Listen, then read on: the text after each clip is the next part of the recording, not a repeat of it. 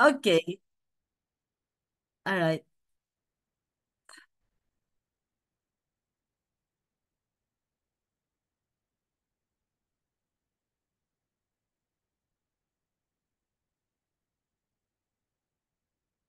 Hindi yan.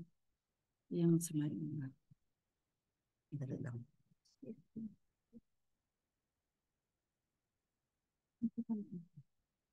Moment. Um, I think you can still move to the next. Yeah, okay. So I think this was the last slide that I want to concentrate on. Okay. So we have that model of long-term regional development. But before that, I think I finished prior slide, isn't it? Or hindi? Hindi, ano? Ah, hindi pala. So, moment. Okay. So, what do you think was the last slide last night? Doon yata sa ano, no? Yung madaming columns. So, sige, sige nga, Jen. Yeah, that was the last slide last night. What's the next after that? Sige, dali lang. Dali lang. So, we finished the center down. Tingnan ko to. We finished that. And then we finished that. Center down. Then, okay nga, no? So, yun na yung susunod talaga. Yung ibalik natin. Ito. Okay. Yung the model of long.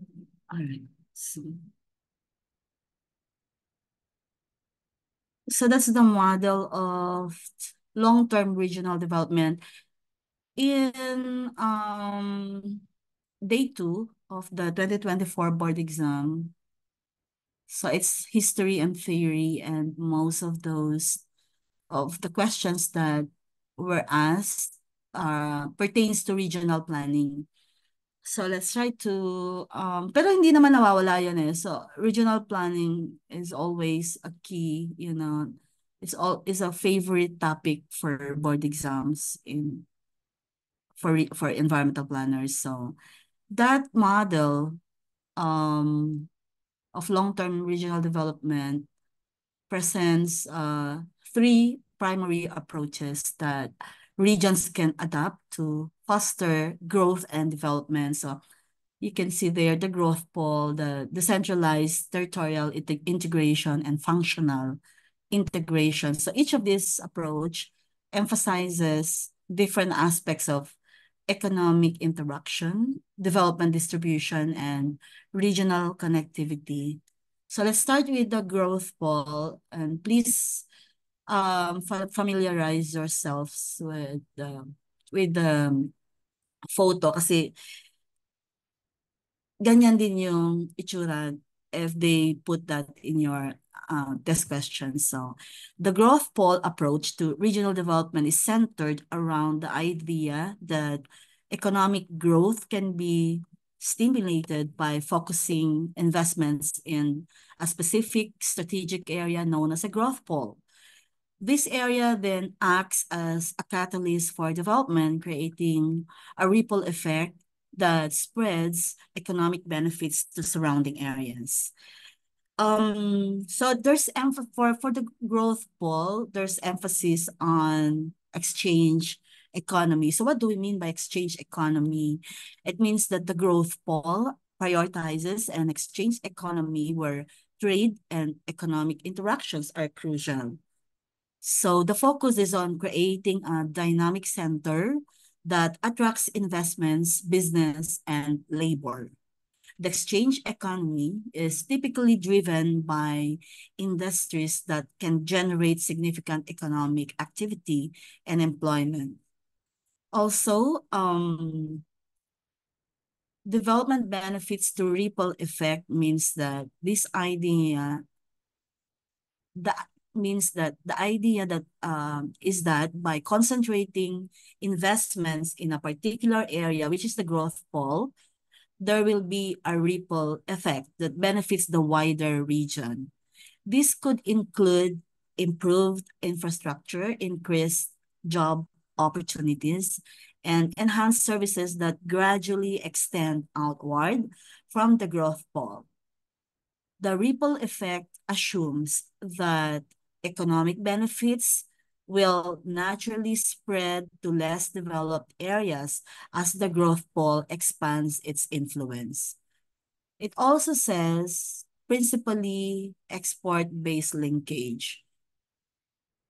Growth poles often link to larger economic centers or primate cities through export-based activities. For example, a growth pole might develop around a major port or industrial hub, with goods being exported to national or international markets. This linkage ensures that the growth pole remains economically viable and connected to broader economic systems. So we can take a real world example of the growth pole model. Maybe we can take the Silicon Valley in California. So Silicon Valley has become a global hub for technology and innovation, attracting investments, talent, and businesses from around the world. And so the economic benefits generated by Silicon Valley have spread to the surrounding regions, contributing to California's overall economic region. The region's success is largely driven by its strong export linkages, particularly in the tech industry. So we also have another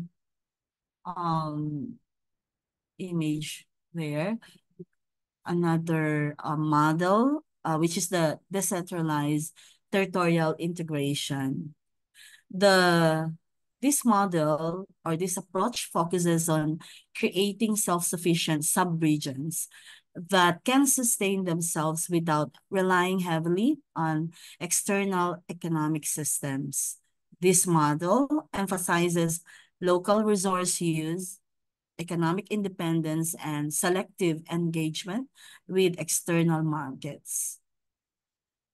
Emphasis is on use economy, unlike the growth pole model, which emphasizes trade and exchanges. The decentralized territorial integration model focuses on use economy. This means that regions prioritize the use of local resources to meet their needs rather than relying on external trade. The goal is to build local capacity and resilience. Under the same model, we have that framework, that development benefits through sub-regional self-sufficiency. So this model promotes development by fostering self-sufficiency at the sub-regional level. Investments are dispersed and tailored to the specific needs of each sub-region, allowing them to develop independently. So this approach reduces reliance on external markets and encourages sustainable development practices.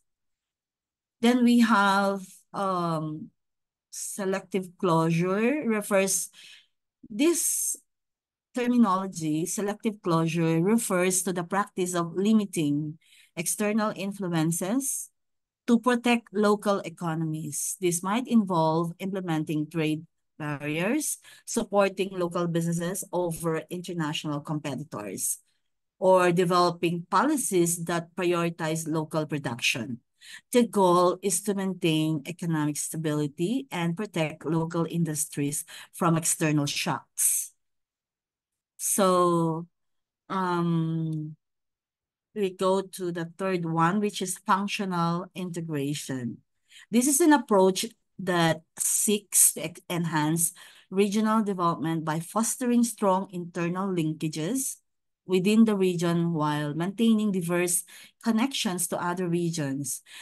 The focus is on creating a balanced and resilient regional economy through strategies or through strategic investments and integrated planning.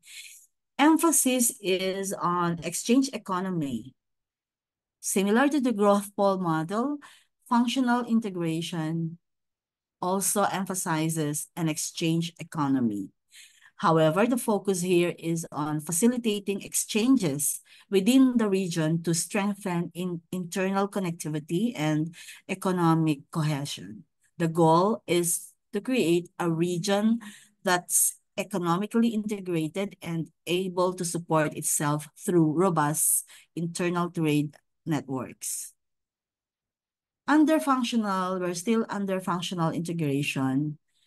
This model promotes development by encouraging investments that are strategically dispersed throughout the region. These investments aim to create strong intra-regional linkages, ensuring that all parts of the region are economically connected and mutually supportive. This approach helps to distribute development benefits more evenly across the region. So another focus is this model also involves creating diverse connections to other regions.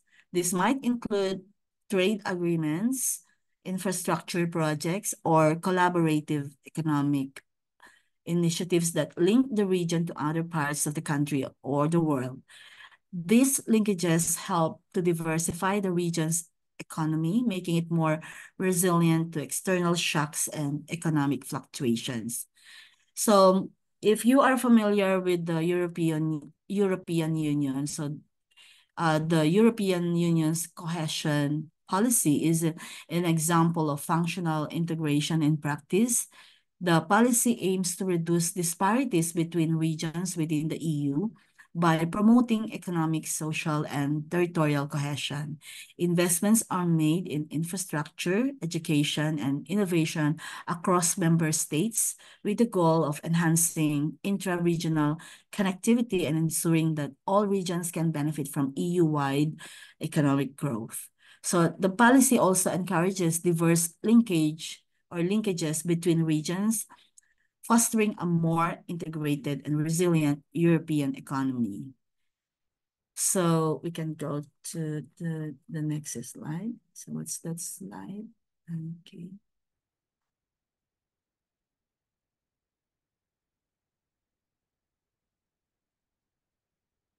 Moment.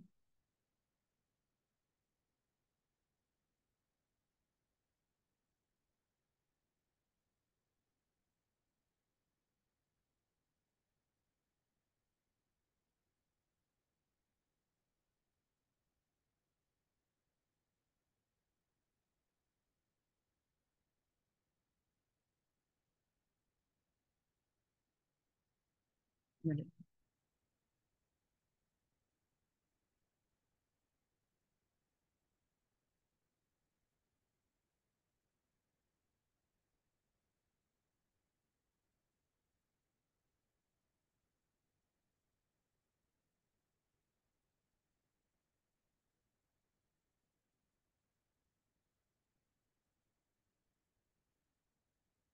So what do we have here?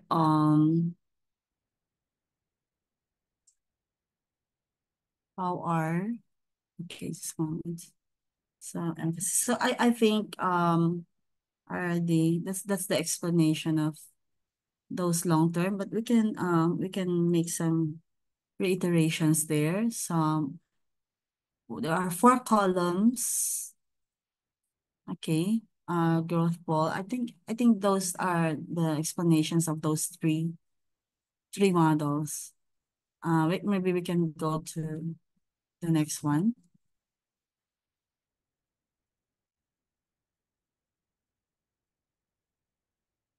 Then sige pa. Adjustment. Ayan, okay. So there are 3 steps needed in realizing a rationally calculated decision. So we are back to rational or comprehensive planning approach. So I can probably, because, um, okay, I'll just do this one. 3 steps needed in realizing a rationally calculated decision. But the main model here, or the approach, is rational or comprehensive. But I've done this last night. For, okay, the consideration, it says here, the decision maker considers all of the alternatives, okay, under this model or under this approach. And then he considers what courses of action are possible within the conditions of the situation and in the light of the ends he seeks to attain. So, and then, so it means that all are being considered, and then identification and evaluation of consequences means that it identifies, the decision maker identifies and assesses the consequences of each alternative, predicting how each course of action would impact the overall situation. And then selection, and then the third one there is, he selects the alternative, the probable consequences. So the decision maker selects the alternative whose consequences are most favorable in terms of achieving the valued ends. So, but there are, again, I think I also mentioned this last night, but of course, we need to master the characteristics in order to understand the model. And so it says here, planning is a technical exercise involving the elaboration of means and the prediction of their consequences. So it means that the planner provides the technical foundation necessary for political decision making. And then on the comprehensiveness of the rational or comprehensive planning approach, under the rational approach, planning is characterized by comprehensiveness, requiring the planner to consider all alternatives and the consequences of each. So these characteristics emphasize that the planning process is a systematic, thorough approach that relies on technical expertise and careful consideration of all possible options and outcomes. But okay, if we can continue, may mga wrong number din dyan, but let me correct along the way. So number 3, 4, then next. And then 1 and 2, ano? Sige, tingnan nga natin. May mga nakita ko dyan na ano yan. Dapat yung planning is essentially allocated mechanism, parang gano'n. Okay, that's the one. We will correct anyway the slides. So we will resend because of the numbering. Okay. So what do we mean by this one? It is a means through which resources are allocated most efficiently within a comprehensive framework.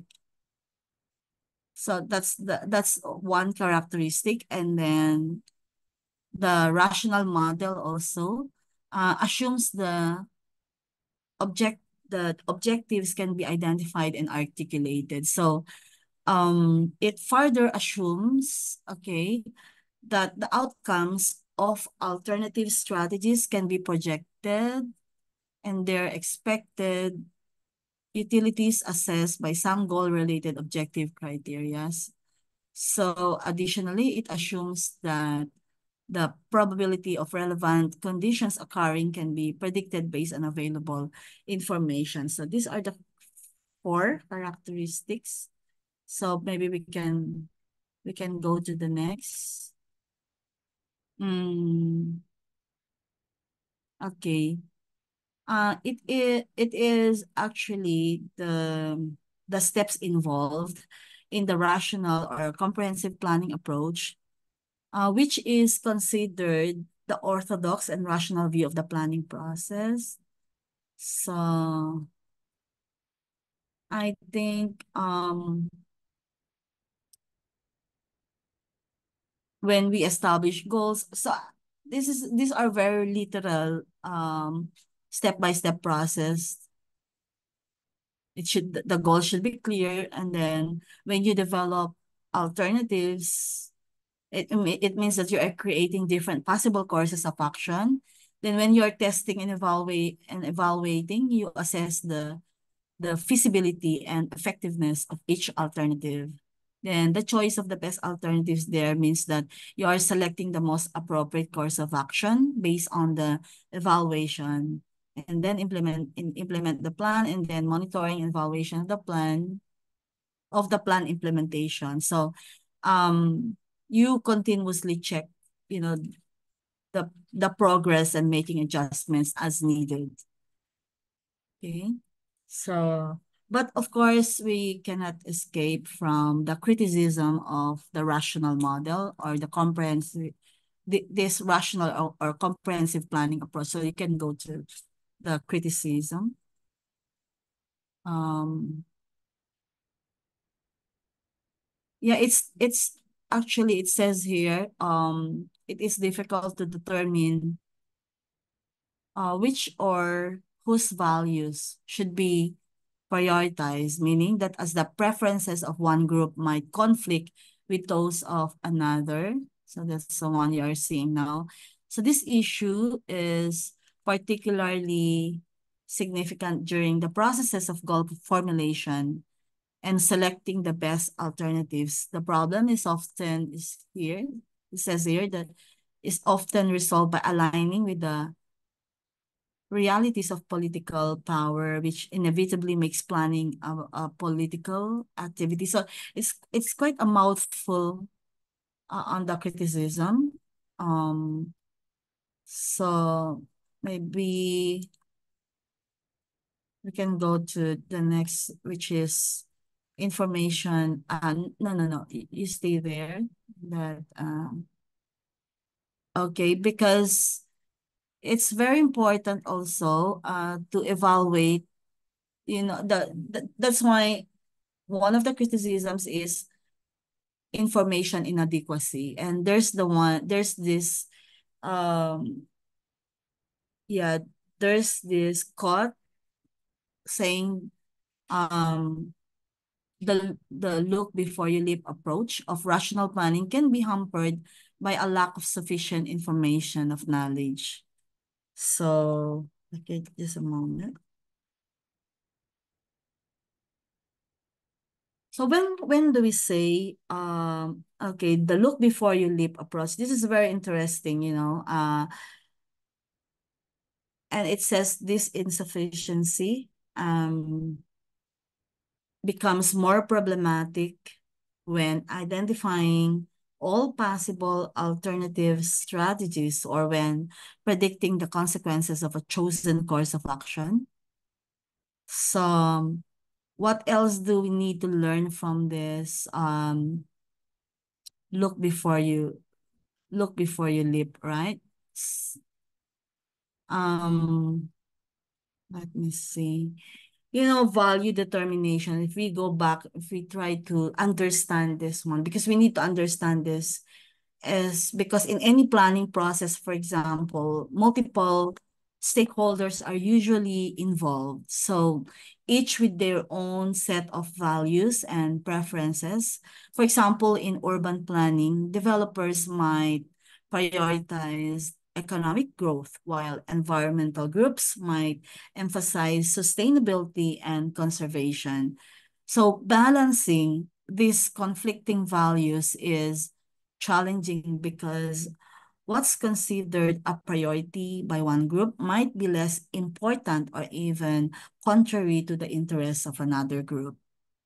So there's also, yeah, often the resolution of value conflicts is not purely based on objective criteria, but rather on political power dynamics.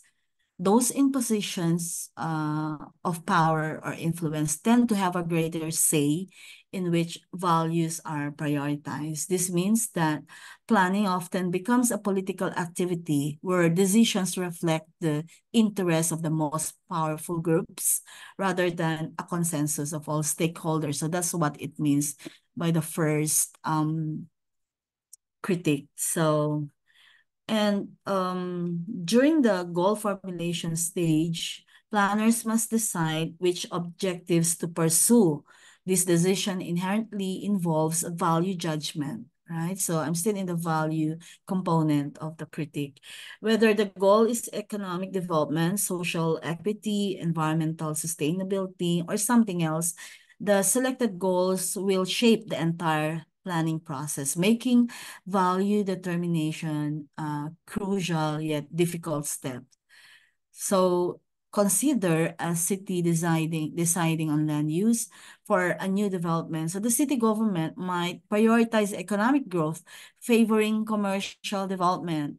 However, local residents might value preserving green spaces and oppose commercial expansion. So the final decision may come down to which group has more political influence. Perhaps the developers have strong ties to the local government, leading to a decision that favors economic over environmental values.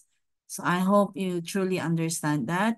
So as to the information inadequacy, because this is another significant challenge in the rational planning approach, is the adequacy of information available to planners. So rational planning assumes that planners can gather and analyze all relevant information before making a decision. However, in reality, the information required to make fully informed decisions is often incomplete, outdated, or too complex to be fully understood. For instance, predicting the long-term environmental impact or of a major infrastructure project might require data that's not available or is difficult to accurately forecast. So that's one. Then when information is inadequate, planners must deal with uncertainty. This uncertainty can lead to risks in decision making. Without comprehensive data, it's difficult to predict the outcomes of different alternatives accurately, which can lead to suboptimal decisions. In such cases, planners might rely on simplified models or assumptions that do not fully capture the complexities of the real world, further increasing the risk of unforeseen consequences. So rational planning often involves predicting future scenarios based on current trends and data. However, forecasting is inherently uncertain, and the farther into the future the predictions are made, the more unreliable they can become. This makes it difficult for planners to anticipate the full range of consequences associated with their decisions. So I think, yeah, how many slides more then? Yeah, we can go to the next. Okay, we can go.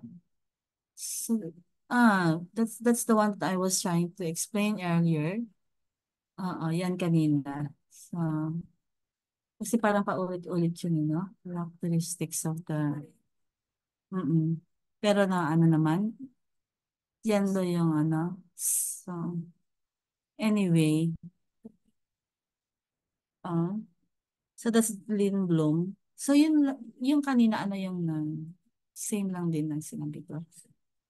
So characteristics of the disjointed incrementalism. So we are talking about characteristics here because these are very interesting topics actually.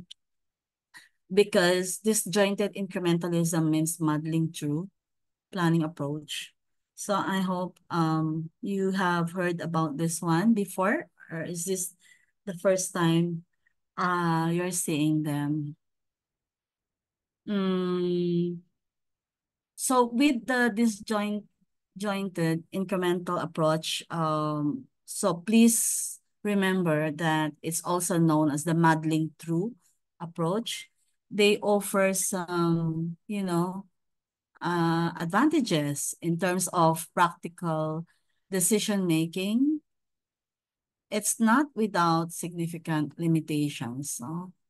But this, you can see some highlights there of the main criticisms of this approach, which are important for understanding its weaknesses in policy and planning context. Like it says here, the strategy is limited in terms of its ability to confront certain types of situation and problems.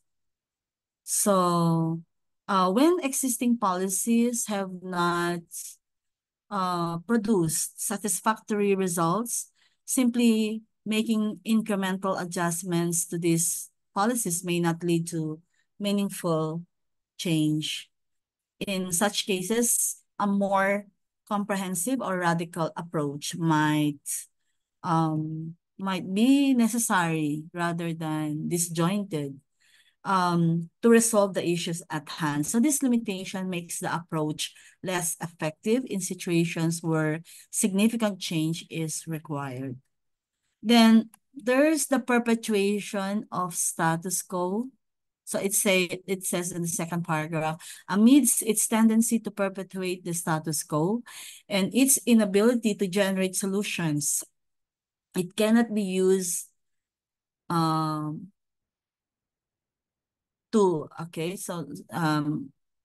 apologies for some typo error. So it cannot be used to unstable or rapidly changing situations or in response to any novel problem or crisis. Thus, under incrementalism, complex problems demanding a battery of different actions remain unsolved. So, yeah, that's one of the major drawbacks of the disjointed incremental approach, that tendency to perpetuate the status quo. Since the approach emphasizes small, gradual changes, it often results in maintaining existing power structures and institutional arrangements rather than challenging or transforming them. And this can lead to lack of innovation or meaningful reform, as decision makers may become complacent with making only minor adjustments rather than pursuing more significant changes. So that's what it means by perpetuation of status quo. Also, in the third paragraph, says the model may be incomplete in terms of its um, disregard to a long-term aims, impinging on the decision maker. So Lindblom has acknowledged this. Yeah, it's not actually the disjointed incremental approach is not well suited for dealing with unstable or rapidly changing environments. In such contexts, the slow pace of incremental changes may prevent decision makers from effectively responding to new or emerging challenges. So that's what it means, such that the approach reliance on past experiences and minor adjustments can leave complex issues unresolved, particularly in situations that require quick, decisive action. This limitation is especially problematic when dealing with crisis or novel problems. It means are that those that you are seeing for the first time. So that demand a more dynamic response. So it also mentioned about disregard for long-term aims. So this is another significant criticism of the disjointed incremental approach. So by focusing on short-term fixes and immediate issues, the approach may fail to consider the broader long-term implications of policy decisions. So this short-sightedness can lead to policies that are not sustainable or that fail to address the root causes of problems. Lynn Bloom, the proponent of this approach, acknowledged this limitation, recognizing that it might not always account for the full scope of impacts that a more strategic or comprehensive approach would consider. So, okay, maybe we can go to the next one. It's still on disjointed, right? So this role ganon, this role. So I think that's not the one, Jen. Yung you bring it to another slide. This role of long-term goals. Okay, let's see. Hmm. Hindi, sige lang. Keep going. Ah, wait lang. Dalhin mo doon sa isa. Sige pa. Doon sa ano. Hmm, ano yung dati? Tingnan natin. Oops. I already, sige lang. Next. Sige. Keep going. Sige lang. Move mo pa. Oops. Okay, move mo pa. So, I want to see the... Okay, sige pa. Na ano yan eh. Bumalik pa, oh, di ba? Ah, sandali lang.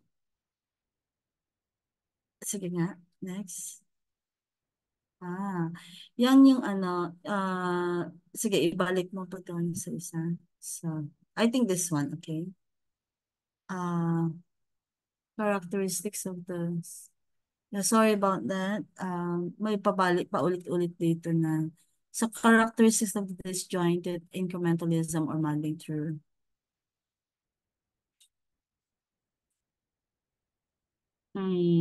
Sige nga, doon sa I already did that. Sige. Mag-skip ka ng, ayan, hindi rin yan. So, yung susunod.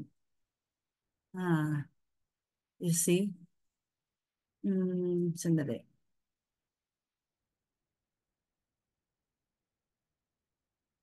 Para magkaiba, no? Anyway, because we're supposed to do, sige, punta ka na lang sa mix scanning. Mix scanning.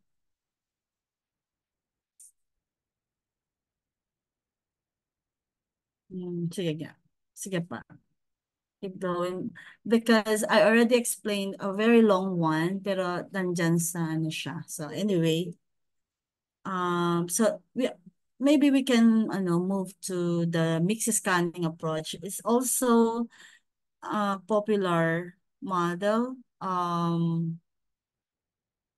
Okay. It's also a popular one, actually, yung mix scanning.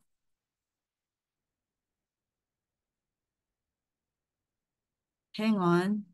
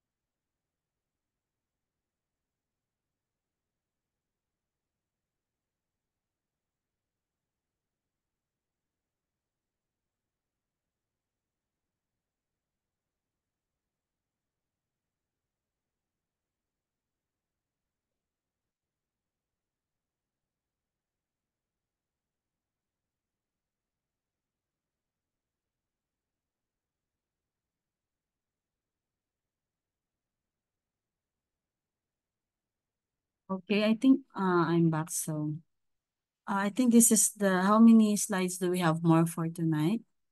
So is this the 3 slides more? Okay. Um, so mixed scanning here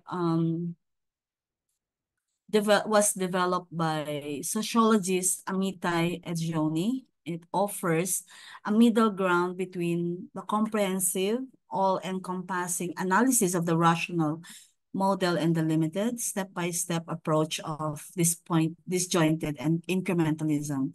And this approach is designed to address the limitations of both extremes by blending a broad strategic overview with more detailed focused analysis of a specific issue. So let's try to break down the key components of this approach. It says compromise. It offers a compromise strategy, which seeks to combine a longer run broad framework to guide fundamental decisions together with more specific shorter run studies to guide incremental decisions. So stated otherwise, it combines a truncated view of other sectors with a detailed rationalistic examination of some sectors. The broader, okay, compromise strategy means that it begins with a broad examination of the planning environment. Okay, so like a review of the planning environment. This broad view provides a general understanding of the landscape, helping to identify key areas that require attention. This level of analysis is less detailed and aims to guide overarching decisions that shape the strategic decision or direction. Then it also mentioned about incremental decisions for specific issues. So, which means that alongside this broad framework, the approach integrates detailed focus studies on particular sectors or problems. These studies are more precise and aim to provide actionable insights for immediate tactical decisions. So this combination of broad and narrow perspectives allows for more flexibility and responsiveness in planning. So that's the compromise strategy. Then it also mentioned about truncated versus detailed examination. It means that the approach uses a truncated view for the general strategic examination, which means that not every detail is scrutinized at this level. Instead, the focus is on identifying major trends, opportunities, and risks. Now, detailed examination comes into play when specific issues are identified as critical or when decisions need to be made. This focus analysis delve deeper into the particular areas of concern, ensuring that decisions are informed by thorough rationalistic evaluation. Then it also mentioned about multiple levels of scanning. The planning environment, it says the planning environment can be scanned at different levels, each with varying degree of detail and scope. This allows planners to prioritize where they direct their attention and resources. For example, a broad scan might identify that a region is at risk of flooding, while a detailed scan might focus on specific infrastructure vulnerabilities within that region. So strategic versus tactical scanning means that at higher levels, scanning is more strategic, focusing on long-term goals and broader implications. And then at lower levels, Scanning is more tactical, addressing immediate concerns and operational details. This dual approach ensures that planners are not blindsided by either macro or micro level issues.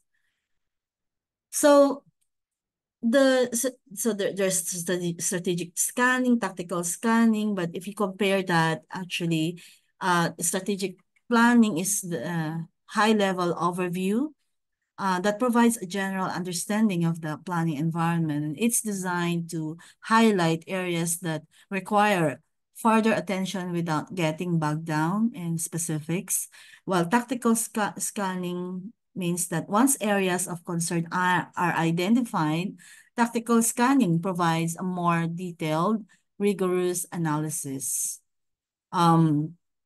This approach is particularly useful for addressing specific problems or making short-term decisions that are consistent with the overall strategic framework.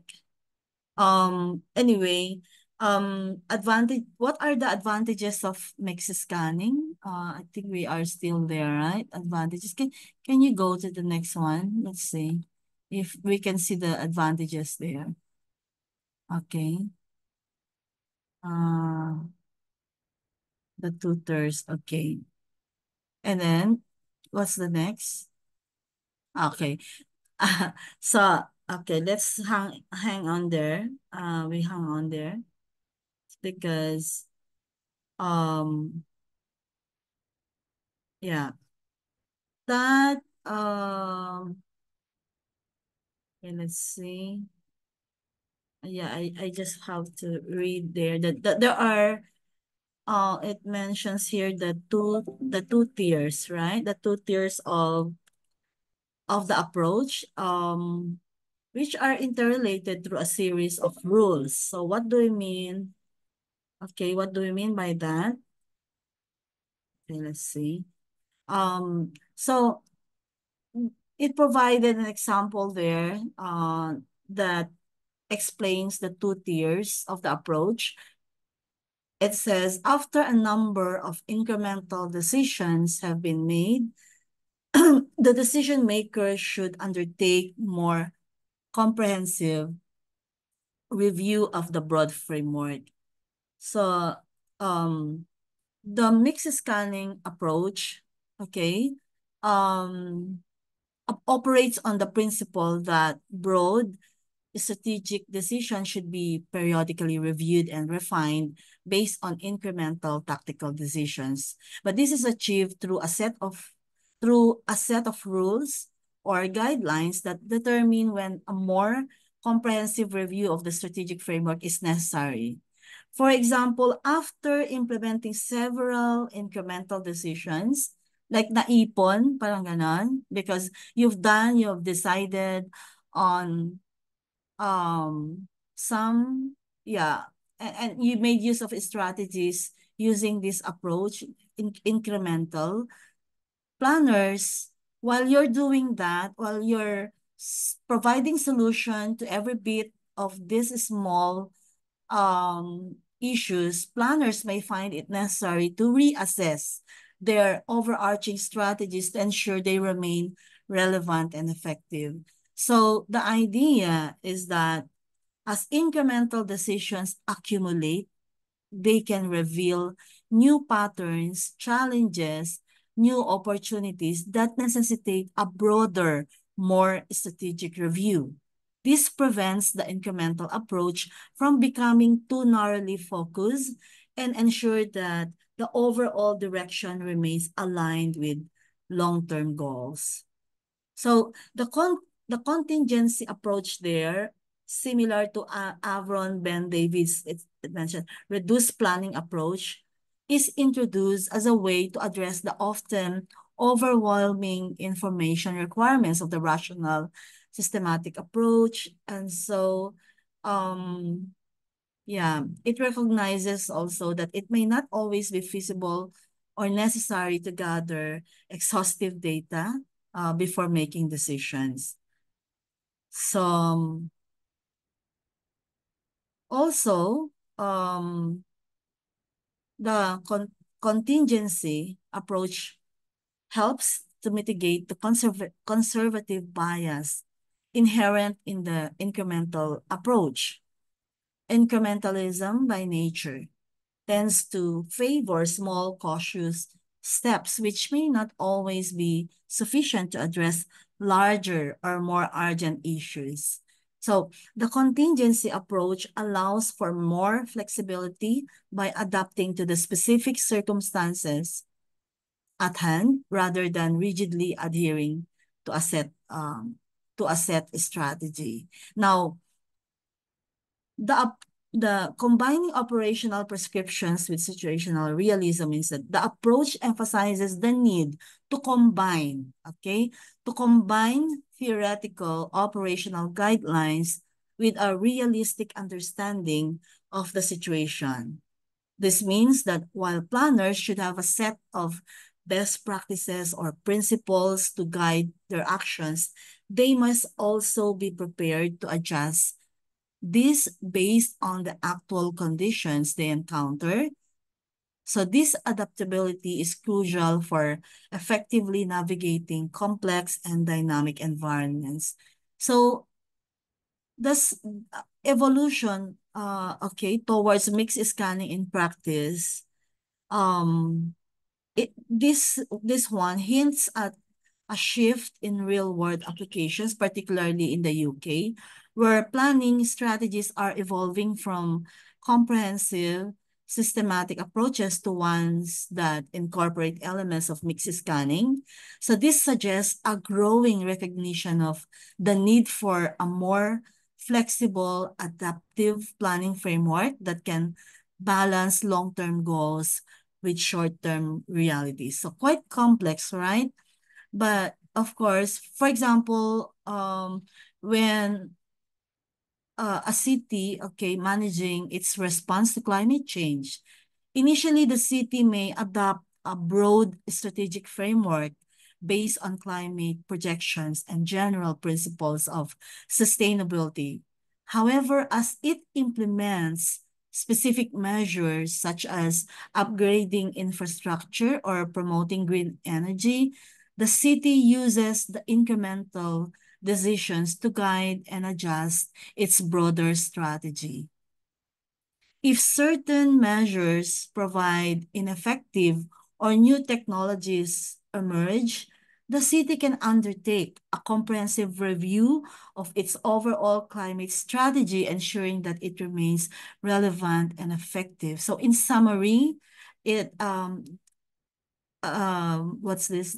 Mixed scanning emphasizes the need for flexibility and adaptability in planning, advocating for that mixed scanning that combines strategic oversight with tactical responsiveness. So how do we do that? We incorporate elements, but I'm not saying that you have to implement that, but it is the context of the model that it incorporates elements of the contingency approach so that planners can better address the complexities of the real world decision making or the reality in the environment, especially when proceeding with decision making, to ensure that both long terms and immediate needs are effectively addressed. So that's what it meant by the model. Probably most are leveraging on this approach, but probably they did not even realize that what they're using as a strategy is called mixed scanning approach. So I hope yeah, I made that very clear that you're understanding rationale and then the synoptic approach and then all those that the models that I've mentioned. And in case you have not you did not understand fully tonight, then you can go back to the recording so that you can hear again, because it's, you know, this type of models, this type of approaches cannot yeah, it's difficult to, it's very challenging to understand first time, especially when it's the first time you're encountering all these concepts. But then again, when you keep hearing it, and you would understand, because it takes someone, even environmental planners, it's not really very common for the licensed environmental planners, that they use these terminologies, or they use these models, and it's not really very normal unless you've been exposed to this kind of um discussions in your master's program. So, and 2024 batch made a feedback that all those that have been tackled in the review, yeah, were rarely, yeah, discussed in the master's program. So yeah, it's something that I understand that very well. So the complexity, or those that you've been confronting, you've been reading, kasi taking the board exam is not really the real practice. So you need just to finish, or to um ano to, you just need to confront. Just need to be patient preparing for the board exam. That's not real practice, because the goal is different from, when you start applying those models, because mag-a-answer lang kayo doon, and you cannot overthink during the board exam. You apply overthinking after passing the board exams, because you need to go back again to these concepts and test test it yourself. It's if it's applicable, and if you need them for your practice, or you need to go back to these models. Malay natin, it will be a big help, especially for technical writing, whereby you're able to, expand your discussions, not just, for example, being limited from discussing all those tables in the CLUP process, but you can also cite, you make sound like when you're in law school, or when you're a lawyer, you provide citations to prove your argument. But for environmental planning, yeah, it's something that it's too broad, that you need to apply environmental laws, and all should be at your fingertips. All theories, even history, will make your technical writing become more engaging for readers to read, and for policymakers to be very, or if you want to attract them, and to motivate them um to become better legislators, then you need to engage them in discussions like this. But not all legislators, not all local chief executives are able to understand the way planners should understand, because it's a must for us to understand all these models. So I think, Jen, we can have, may sakit kasi si Jen, so, but of course, hindi kami magsasawa, di ba, Rhea? Hindi tayo magsasawa, that I support this group no matter what. Even myself, I'm so sick. I cannot even